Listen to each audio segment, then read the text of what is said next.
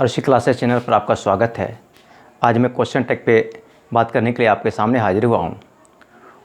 Question tag क्या है या क्वेश्चन टैग क्यों, क्यों इसकी आवश्यकता पड़ी, ये किससे कहते हैं।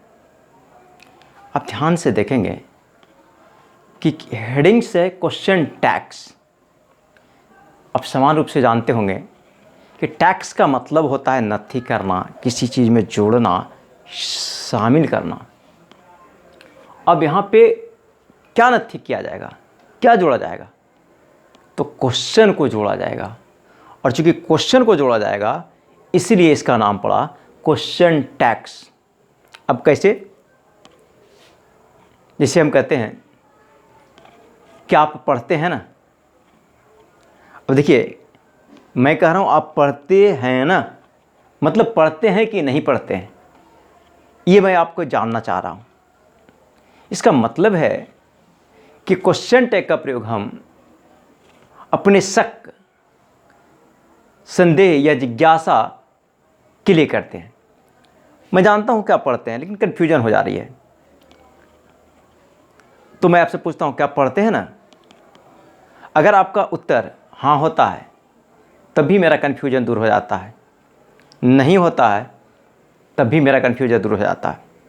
अगर हाँ बोलते हैं तो मैं समझ जाता हूँ कि हाँ आप पढ़ रहे हैं, नहीं बोलते हैं तो समझते हैं कि अब आप नहीं पढ़ रहे हैं। मतलब क्वेश्चन टैग का प्रयोग हम हमारे भीतर जो डाउट है, जो शक है, संदेह है, उसको दूर करने के लिए किया जाता है। या कोई जिज्ञासा हो, जैसे आपको लगता है कि मैं पढ़ाता हूँ, आप जानते हैं कि मैं पढ़ाता हूँ, और बहुत दिन के बाद मुलाकात होती है, कन्फ्यूजन हो जाती है कि सर पढ़ा रहे हैं या नहीं पढ़ा रहे हैं, तो आप हम मुझसे पूछते हैं कि सर आप पढ़ाते हैं ना। अगर मेरा उत्तर हाँ होता है तब आपको कन्फ्यूजन दूर हो जाती है कि हाँ मैं पढ़ाता हूँ, नहीं होता है तब भी दूर हो जाता है कि अब मैं नहीं पढ़ाता हूँ। तो क्वेश्चन टैग का प्रयोग हम शक, संदेह को दूर करने के लिए करते हैं। या क्यूरियोसिटी, किसी चीज़ को जानने की इच्छा होती है। तो जैसे हमारा एक मित्र है और वो पटना में रहता है, हमको एकाएक आदत है करिए वो तो पटना में रहता है। अब रहता है कि नहीं रहता है, थोड़ा सा जाने, उत्सुकता, जिज्ञासा होती है, तो हम फ़ोन करते हैं और पूछते हैं क्या आप पटना में रह रहे हैं ना, या रहते हैं ना। अगर उसका उत्तर हाँ होता है तब भी हमारा जो क्यूरियोसिटी है, हमारा जो जिज्ञासा है, या हमारे भीतर जो डाउट है वो दूर हो गया। नहीं कहता तभी दूर हो गया। मतलब क्वेश्चन टैग क्या है कि क्वेश्चन टैग से हम अपने भीतर जो शक, संदेह होता है ना, या हमारी जो जिज्ञासा होती है, उसको पूर्ति के लिए क्वेश्चन टैग का प्रयोग करते हैं। तो आप समझ गए होंगे कि क्वेश्चन टैग क्या है, क्वेश्चन टैग कहते किसको है। अब एक छोटी सी बात आप याद रखेंगे कि क्वेश्चन टैग्स के दो पैटर्न होते हैं, और ये सबसे इम्पोर्टेंट है। अगर ये दो लाइन यहाँ पर मैं लिख रखा हूँ, इसको आप अगर याद रखते हैं तो मैं समझता हूँ कि आपका आधा क्वेश्चन टैग यहीं समाप्त हो जाता है। ठीक है, तो आप ध्यान रखेंगे कि क्वेश्चन टैग्स के दो पैटर्न होते हैं, एक पॉजिटिव क्वेश्चन टैग्स और दूसरा नेगेटिव क्वेश्चन टैग्स। अब देखेंगे कि पॉजिटिव क्वेश्चन टैग का जो स्ट्रक्चर्स होगा, जो बनावट होगा, वो सबसे पहले ऑक्सिलरी वर्ब होगा। क्या होगा? ऑक्सिलरी वर्ब, तब सब्जेक्ट आएंगे, तब प्रश्नवाचक चिन्ह व्हाट का चिन्ह आएगा, या नोट ऑफ इंटरोगेशन का चिन्ह आएगा। यानी सबसे पहले सहायक क्रिया आएगा, तब कर्ता आएगा, तब जाकर के प्रश्नवाचक चिन्ह आएंगे। ठीक है। और नेगेटिव क्वेश्चन टैग में क्या देखेंगे कि सबसे पहले सहायक क्रिया ऑक्सिलरी वर्ब आएंगे, तब नोट का शॉर्ट फॉर्म आएगा, तब जाकर के सब्जेक्ट आएगा, तब प्रश्नवाचक चिन्ह आएगा। मतलब ये इंपॉर्टेंस है कि क्वेश्चन टैग्स के दो पैटर्न होते हैं, एक पॉजिटिव और दूसरा नेगेटिव। तो पॉजिटिव का स्ट्रक्चर क्या है? सब auxiliary verb plus subject plus note of interrogation. Negative का स्ट्रक्चर क्या है? Auxiliary verb plus note plus subject plus note of interrogation. ठीक है, तो इतना आप समझ ले पहले। अब यहाँ पर हम देखेंगे, यहाँ मैं एक सेंटेंस लिख रखा हूँ, I am not a good boy, am I. ठीक है, क्या है? I am not a good boy, am I. इसके नीचे मैं लिख रखा हूँ कि he is a good boy isn't he. गौर करेंगे कि यहाँ पे ये स्ट्रक्चर जो मैंने बताया यहाँ देखने को मिल रहा है। देख रहे ये क्या है, ऑक्सिलरी वर्ब, ये क्या है सब्जेक्ट, और ये क्या है प्रश्नवाचक चिन्ह। यहाँ क्या देख रहे हैं, ऑक्सिलरी वर्ब, यहाँ देख रहे हैं नॉट का शॉर्ट फॉर्म, और यहाँ देख रहे हैं सब्जेक्ट ही और प्रश्नवाचक चिन्ह। ठीक है, तो क्वेश्चन टैग का दो ही पैटर्न होते हैं, और इसको ध्यान रखेंगे कि क्वेश्चन टैग का दो ही पैटर्न होते हैं। पॉजिटिव में auxiliary verb plus subject plus note of interrogation, negative में auxiliary verb plus not plus subject plus note of interrogation. ठीक है, अब ध्यान देने वाली बात यह है कि क्वेश्चन टैग के दो भाग होते हैं। क्वेश्चन टैग के दो भाग होते हैं, एक होता है मूल कथन और दूसरा होता है क्वेश्चन टैग्स। अब यहाँ आप कह सकते हैं कि यहाँ से लेकर के यहाँ तक जो लिखा हुआ है ये है क्या, मूल कथन, और यहाँ जो देख रहे हैं कोमा के बाद मैं जो लिख रखा हूँ MI और प्रश्नवाचक चिन्ह, है ना, तो वो जो है वो क्या है, क्वेश्चन टैग्स है। दूसरा सेंटेंस में आप देख रहे हैं कि यहाँ पर जो ही इज ए गुड बॉय लिखा है, ये क्या है, मूल कथन है, और एजेंट ही लिखा है प्रश्नवाचक चिन्ह, ये क्वेश्चन टैग्स है। इसका मतलब है कि क्वेश्चन टैग्स के दो भाग होते हैं। क्वेश्चन टैग्स के दो भाग होते हैं, एक मूल कथन और दूसरा क्वेश्चन टैग। मतलब ये कोमा के पहले जो आते हैं, कोमा के पहले जो आते हैं उसको बोलते हैं मूल कथन, मेन स्टेटमेंट, और ये कोमा के बाद जो हम बनाते हैं ये आता है उसको बोलते हैं क्वेश्चन टैग्स। ठीक है, तो ध्यान रखेंगे कि क्वेश्चन टैग के दो भाग होते हैं, एक मेन स्टेटमेंट और दूसरा क्वेश्चन टैग। ठीक है, फिर से सुन ले कि क्वेश्चन टैग्स के दो भाग होते हैं। यहाँ से देख रहे हैं यहाँ मेन स्टेटमेंट, और यहाँ से यहाँ देख रहे हैं MI प्रश्नवाचक चिन्ह के साथ, वो हो गया क्वेश्चन टैग्स। ठीक है, यहाँ पर भी वही बात है, ये है मेन स्टेटमेंट और ये है क्वेश्चन टैग्स। ठीक है, तो इससे क्लियर हो गया कि क्वेश्चन टैग्स के दो भाग होते हैं, एक मेन स्टेटमेंट और दूसरा क्वेश्चन टैग्स। दूसरी बात ध्यान रखेंगे कि यहाँ आप देख रहे हैं कि आई am not a good boy, ये क्या है, निगेटिव सेंटेंस है। क्या है, I am not a good boy, negative sentence है। और MI यहाँ देख रहे हैं, तो MI यहाँ पर आप देख रहे हैं कि क्या है, पॉजिटिव है।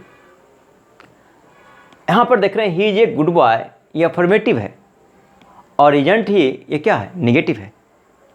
इसका मतलब है कि अगर मेन स्टेटमेंट निगेटिव होगा तो क्वेश्चन टैग्स पॉजिटिव होगा। ठीक है, मेन स्टेटमेंट निगेटिव होगा तो क्वेश्चन टैग क्या होगा, पॉजिटिव होगा, और मेन स्टेटमेंट अफर्मेटिव होगा तो क्वेश्चन टैग क्या होगा, नेगेटिव होगा।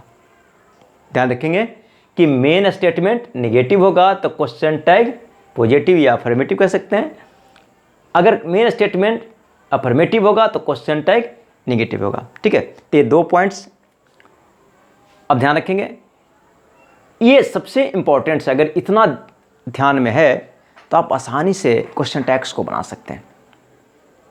तीसरी बात हम देखते हैं कि क्वेश्चन टैग्स में हमेशा वर्ब का शॉर्ट फॉर्म लिखा जाता है। वर्ब का शॉर्ट फॉर्म, सबसे पहले आप जान ले कि ऑक्सिलरी वर्ब कितने होते हैं। तो आप देख रहे हैं कि ऑक्सिलरी वर्ब 24 होते हैं, और इसको मैं बांट रखा हूँ तीन भागों में, प्राइमरी ऑक्सिलरीज, मॉडल ऑक्सिलरी और मार्जिनल। ठीक है, मार्जिनल ऑक्सिलरीज। अब देखिए प्राइमरी ऑक्सिलरीज कहलाता है, मॉडल ऑक्सिलरीज कहलाता है और मार्जिनल ऑक्सिलरीज कहलाता है। सब मिलाकर के 24 होते हैं। यहाँ पे 2 है, यहाँ पर देख रहे हैं 3 2 5 4 9 2 11 है, यहाँ पर भी 11। मतलब प्राइमरी ऑक्सिलरीज जो होते हैं वो 11 होते हैं, और मॉडल ऑक्सिलरीज होते हैं वो 11 होते हैं, और मार्जिनल होते हैं वो 2 होते हैं। कभी कभी क्या होता है कि क्लासिफिकेशन में हम क्या करते हैं कि प्राइमरी को एक साथ रख लेते हैं और मॉडल और मार्जिनल को एक साथ रख लेते हैं। तो एक साथ करने पर यहाँ पर क्या 11 2 क्या हो गया 13 हो गया, और इधर 11 हो गया, टोटल ऑक्सिलरी हो गया वो 24। ठीक है, तो ध्यान देने वाली बात यह है कि क्वेश्चन टैग्स में हमेशा शॉर्ट फॉर्म आता है क्रिया का। अब शॉर्ट फॉर्म मतलब मेरा कहने का मतलब ये है कि आप यहाँ पर सपोज करो कि आप इज है, तो यहाँ पर ईज लेते हैं, तो ईज के साथ हम क्या लगाते हैं, नोट। ईज के साथ क्या लगाते हैं, नोट। तो ये बन जाता है एजेंट। क्या बन जाता है, एजेंट। ठीक है। अब अधिकतर जो वर्ड्स हैं जिसमें ऑक्सिलरी वर्ब में नोट जोड़ते हैं, तो वो ऑक्सिलरी वर्ब के साथ साथ नोट का शॉर्ट फॉर्म लिखा जाता है। मतलब यहाँ पर ओ साइलेंट हो जाता है, इसके बदले ऊपर में कोमा हो जाता है, जैसे agent, aren't, haven't, hasn't, hadn't, अधिकतर में ही होता है ना। क्या होता है कि नोट जब जोड़ते हैं, है ना, तो वो वर्ड तो रहते ही हैं, नोट का शॉर्ट फॉर्म क्या होता है, नोट में ओ साइलेंट हो जाता है और उसके जगह पर क्या होता है, कोमा का प्रयोग होता है। ठीक है। एक और ले लेता हूँ, जैसे हम यहाँ पर कहते हैं कि हैज प्लस नॉट, तब बराबर क्या कहेंगे, हैजंट। यहाँ पर देखिए हैज तो लिए ही, ये नोट का शॉर्ट फॉर्म, यहाँ पर ओ साइलेंट हो गया, उसके बदले में क्या हो गया, कोमा। तो अधिकतर में इसी तरह का जो है निगेटिव फॉर्म का प्रयोग किया जाता है ना। अब यहाँ पे हम देखो, यानी सबके साथ अगर नोट जोड़ते हैं तो इसी फॉर्म में आएगा, वो वर्ड आएगा, उसके बाद नोट का शॉर्ट फॉर्म आएगा। नोट का शॉर्ट फॉर्म मतलब कि ओ साइलेंट हो जाएगा, है ना, और कोमा हो जाएगा। लेकिन इसमें से 4 वर्ड्स ऐसे हैं, इसको ध्यान देने की बात है। अरे 4 वर्ड के कारण कंपटीशन में एरर हो जाते हैं। ठीक है। इसलिए इसको ध्यान रखेंगे कि कभी भी आप देखेंगे कि बिलंट नहीं होता है, बिलंट नहीं होता। अगर इसको लिख देंगे बिलंट, बिल plus N plus silent O और टी, बिलंट, तो ये गलत हो जाएगा। ये बिल प्लस नोट बॉन्ट होता है। ठीक है। साइल प्लस नोट साइलेंट नहीं होता बल्कि सैंट होता है। आर प्लस नोट आरंट, और एम प्लस नोट भी आरंट होता है। ये ध्यान देने वाली बात है। ये हमेशा आप देखेंगे कंपटीशन में एरर में जो है ये दे देता है।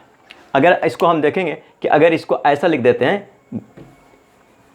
बिल प्लस नोट को बिलंट, ठीक है, तो लगता है कि bill plus note short form तो नोट है, सही है, लेकिन ये गलत है। बिल प्लस नोट मिलंट नहीं होता बल्कि क्या होता है, बॉन्ड होता है। क्या होता है, बॉन्ड होता है। ध्यान रखेंगे, बिल प्लस नोट क्या होता है, बॉन्ड।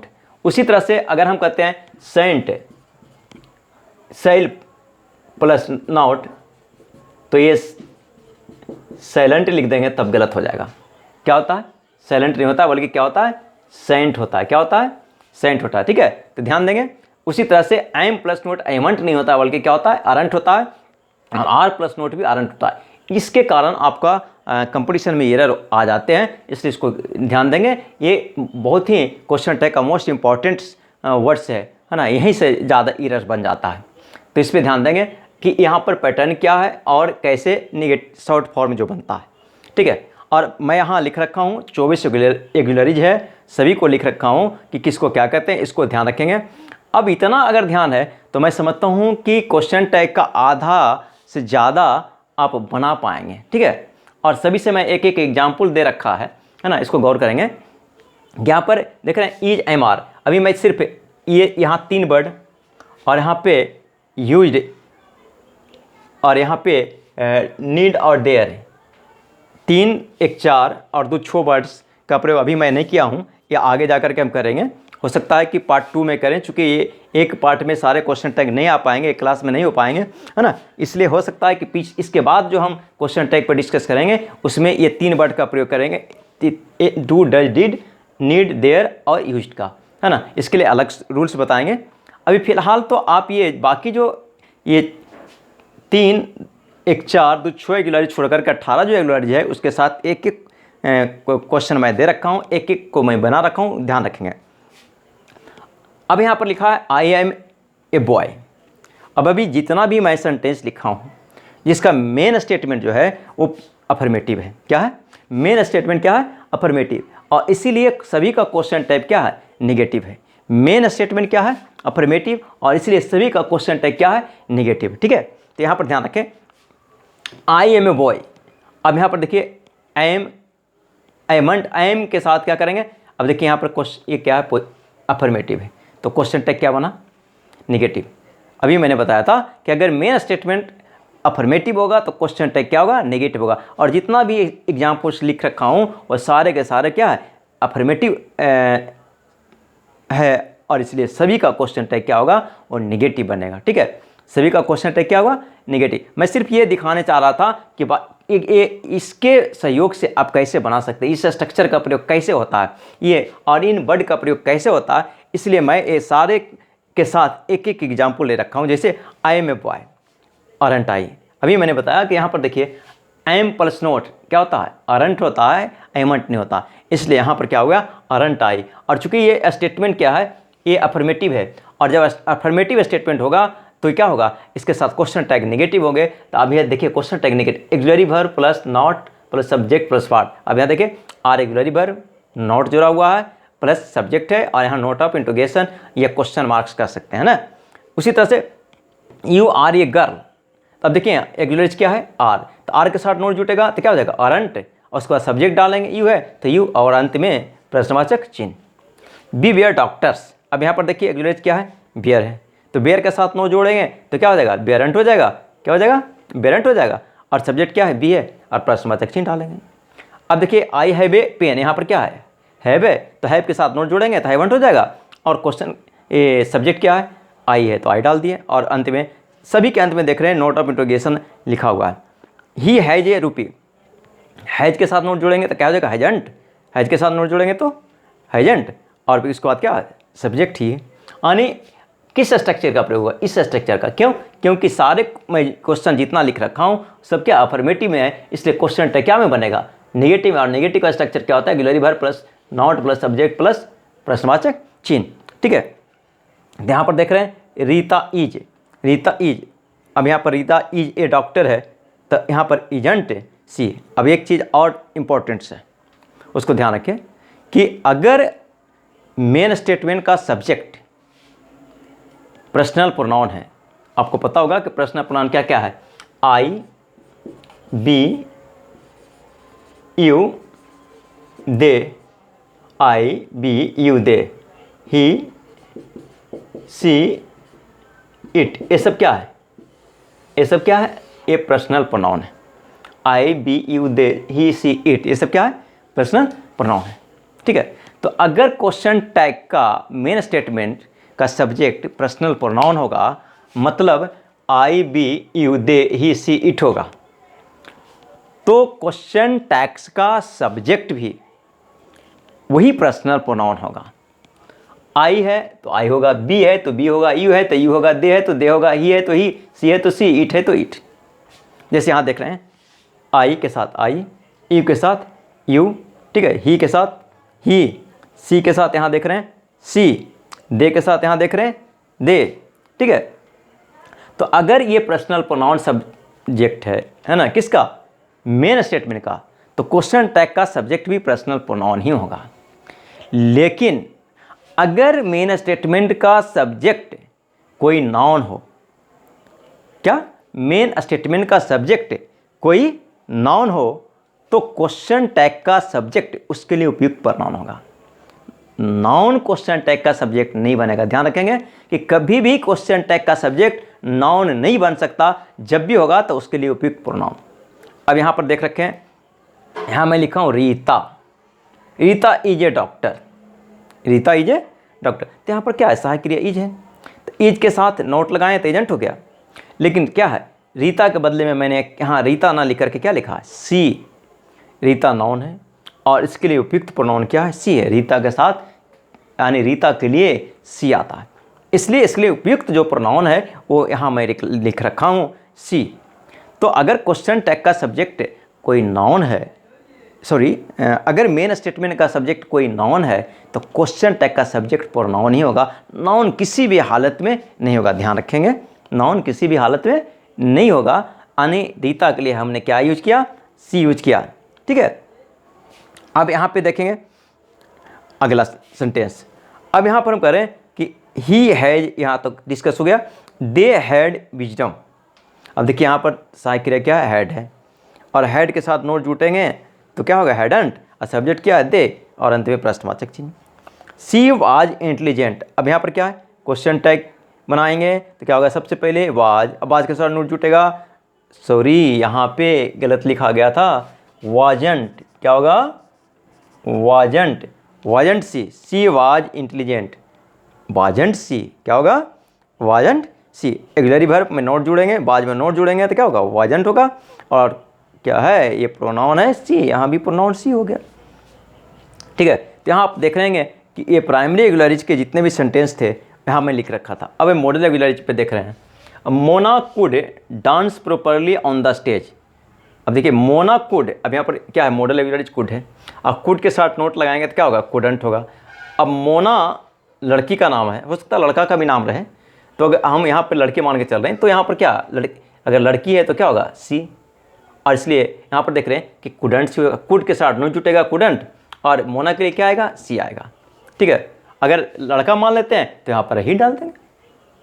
दूसरा आउट से देखिए, you ought to respect your parents, you ought to respect your parent, you ought to respect your parents, तो यहाँ पर आउट के साथ नोट जुटेंगे तो क्या हो गया, आउटेंट हो जाएंगे, और सब्जेक्ट क्या है, यू है, तो यहाँ पर हो गया आउटेंट यू। ठीक है, अब यहाँ पर देखें सेल है, तो सेल के साथ नोट जुटेगा तो क्या हो जाएगा, सेंट। अभी मैंने बताया कि साइलेंट नहीं होता बल्कि क्या होता है, सेंट होता है, तो यहाँ पर मैंने क्या, सेंट, और सब्जेक्ट आई है, और प्रश्नवाचक चिन्ह लगा दिया।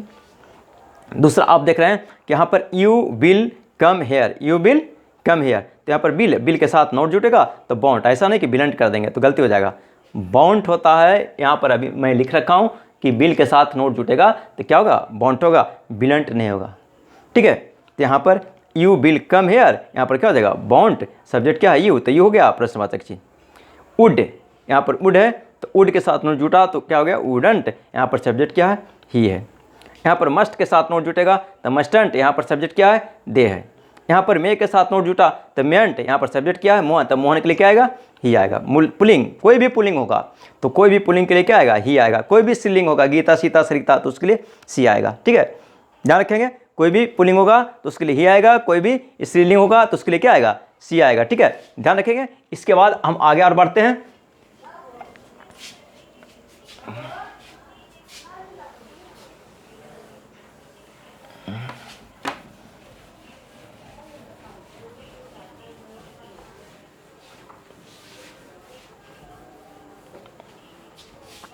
अब मैं कुछ और सेंटेंसेस को लिखता हूँ।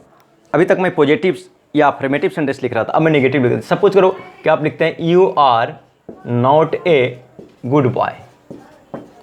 अब देखिए ये नेगेटिव सेंटेंस है, ठीक है, क्या है, नेगेटिव।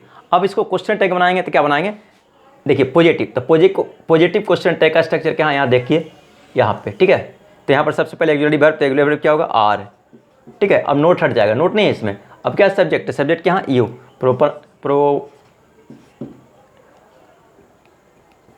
पर्सनल प्रोनाउन है ना, पर्सनल प्रोनाउन यू प्लस प्रश्नवाचक चिन्ह। हम लिखते हैं बी बेयर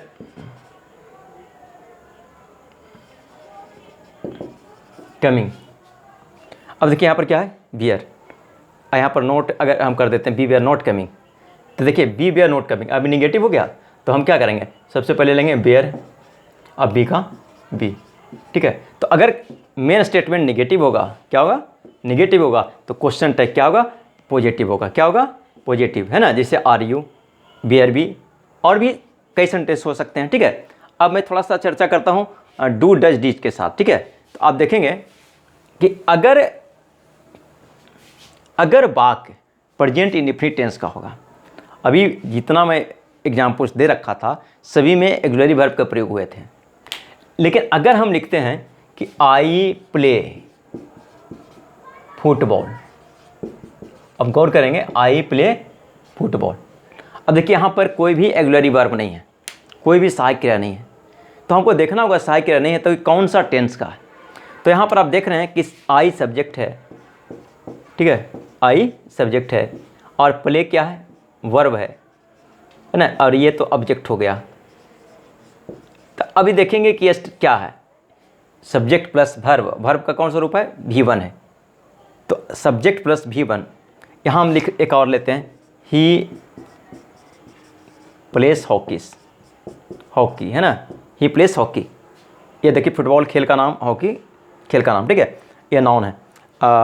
अब प्लेस यहाँ पर देख रहे हैं, तो यहाँ पर क्या है, ये सब्जेक्ट है ना, और ये क्या है, V5 है, वर्ब का 5वां रूप है ना, indefinite form, present indefinite form इसको कहेंगे, है ना, ये प्रेजेंट फॉर्म है। ठीक है, तो यहाँ पर देख रहे हैं कि जब हम प्रेजेंट इंडेफिनिट टेंस के सेंटेंस को लिखते हैं, ठीक है, प्रेजेंट इंडेफिनिट टेंस का स्ट्रक्चर है सब्जेक्ट प्लस V1 या V5 प्लस ऑब्जेक्ट। ठीक है, ये प्रेजेंट इंडेफिनिट टेंस का स्ट्रक्चर है, इसी स्ट्रक्चर पर प्रेजेंट इंडेफिनिट टेंस के वाक्य आएंगे। तो अगर बाघ प्रेजेंट इंडेफिनिट टेंस का है तो हम सहायक क्रिया के रूप में क्या करेंगे? तो आपको पता होगा कि प्रेजेंट इंडेफिनिट टेंस के साथ सहायक क्रिया के रूप में डू या डज का प्रयोग होता है। क्या होता है? डू या डज, डू या डज। ठीक है, आपको ये भी पता होगा कि डू किसके साथ आता है और डज किसके साथ आता है ना। अगर नहीं ध्यान है तो समझ लें कि आप अगर कोई बाघ थर्ड पर्सन का सिंगुलर नंबर का, मतलब ही सी इट, या किसी का नाम कोई प्रॉपर नाउन हो या कोई सिंगुलर जातिवाचक संज्ञा हो, तो उसके साथ क्या आएगा? डज आएगा। आई बी यू दे या कोई भी पुलर नाउन आएगा उसके साथ क्या आएगा? डू आएगा। ठीक है, तो यहाँ पर ध्यान रखेंगे कि यहाँ पर हम जब बनाएंगे तो चूंकि अभी मैंने कहा कि क्या इसके साथ क्या लगाएंगे? पर ये दोनों वाक्य है प्रेजेंट इंडेफिनिट टेंस का है, तो यहाँ पर देख रहे हैं कि यहाँ पर V1 है तो हम क्या लगाएंगे? या सीधा सीधी समझे कि सब्जेक्ट प्लस V1 होगा, सब्जेक्ट प्लस V1 होगा, तो स्वाभाविक है कि उसके साथ डू लगेगा। क्या लगेगा? डू लगेगा। और डू का नेगेटिव के डू में अगर नोट जोड़ते हैं तो हो जाएगा डोंट। क्या हो जाएगा? डोंट। और सब्जेक्ट यहाँ क्या है? आई, तो यहाँ हो गया आई, प्रश्नवाचक चिन्ह। ठीक है, अब फिर से ध्यान दें कि कोई भी सब्जेक्ट प्लस V1 होगा, इसका मतलब है कोई प्रेजेंट इंडेफिनिट का वाक्य है और सब्जेक्ट प्लस V1 होगा, तो V1 वाले वाक्य में निश्चित रूप से क्या लगेंगे? डू लगेंगे। ठीक है, और चूंकि ये अफर्मेटिव है तो हम इसको टैक्स को नेगेटिव बनाएंगे, तो डू के साथ नोट जोड़ेंगे, तो नोट जोड़ने पर क्या हो जाएगा? डोंट हो जाएगा, और उसको सब्जेक्ट लिखेंगे, डोंट आया। ठीक है, यहाँ पर देख रहे हैं कि यहाँ पर क्या V5 है। ठीक है, और V5 होगा तब भी वो क्या होगा? प्रेजेंट इंडेफिनिट टेंस का ही होगा। यानी V1 होगा तब भी वो प्रेजेंट इंडेफिनिट टेंस का होगा, V5 होगा तब भी प्रेजेंट इंडेफिनिट टेंस का। तो यहाँ पर क्या, जहाँ V5 दिख जाए तो समझ लीजिए कि इसके साथ क्या लगेगा? डज लगेगा। क्या लगेगा? डज। क्या लगेगा? डज। तो डज के साथ नोट जोड़ेंगे तो क्या होगा? डजंट होगा, और सब्जेक्ट क्या है? ही है। तो यहाँ पर क्वेश्चन टेक्स्ट क्या बन जाएगा? ही प्लेस हॉकी तो doesn't he, I play football तो डोंट आई। ठीक है, अगर सपोज कीजिए कि लिखते हैं कि Ram sings well, Ram sings well. अब देखिए पर देखिए V5 है तो क्या लगेगा? डज। और डज के साथ नोट होगा तो होगा डजंट, और राम के लिए क्या आएगा? ही प्रोनाउन। राम के लिए कौन सा प्रोनाउन आएगा? ही। राम क्या है? नाउन है, और इसके लिए अभी मैंने बताया था कि क्वेश्चन टैग का सब्जेक्ट नाउन कभी नहीं बनता बल्कि उसके लिए उपयुक्त प्रोनाउन बनता है, इसलिए राम की जगह पर ही हो गया। ठीक है, तो समझ गए होंगे कि अगर वाक्य प्रेजेंट इंडेफिनिट टेंस का होगा तो उसके साथ सहायक क्रिया नहीं होता है, और हम क्वेश्चन टैग्स बनाते हैं तो डू और डज सहायक क्रिया का प्रयोग करते हैं और हमारा क्वेश्चन टैग रेडी हो जाता है। ठीक है, अब हम बात करते हैं डिड का। ठीक है, अब क्या इसका बात करते हैं? डिड का।